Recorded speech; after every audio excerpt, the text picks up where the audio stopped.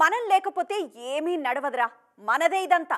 ఈ ఫీలింగ్ ఏదైతే ఉందో అది అద్భుతం అంతే అంటున్నారు మన హీరోలు. అక్కడ కూడా మన డామినేషనే అంటావా అన్నట్లు బాలీవుడ్లోనూ టాలీవుడ్ జెండా ఎగిరేలా చేస్తున్నారు మనోళ్ళు. పాన్ ఇండియన్ మార్కెట్ ఓపెన్ అయ్యాక నార్త్ హీరోలకు నిద్ర పట్టకుండా చేస్తున్నారు మన హీరోలు.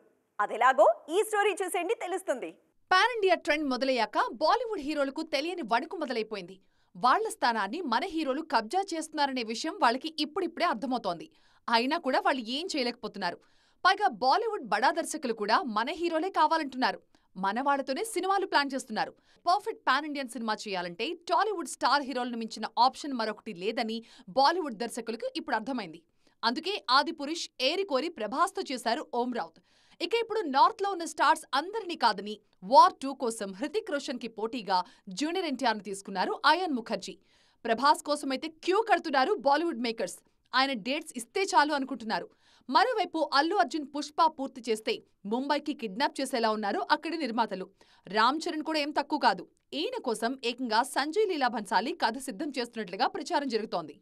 11వ శతాబ్దపు రాజు సుహేల్ దేవ్ బయోపిక్ ని చరణ్ తో భన్సాలి ప్లాన్ చేస్తున్నట్టుగా తెలుస్తోంది. పీరియాడిక్ సినిమాలు చేయడంలో భన్సాలికి తిరిగేలేదు. చరణ్ తోనూ ఇలాంటి భారీ పీరియాడిక్ మూవీనే ప్లాన్ చేస్తున్నారు ఈ దర్శకుడు.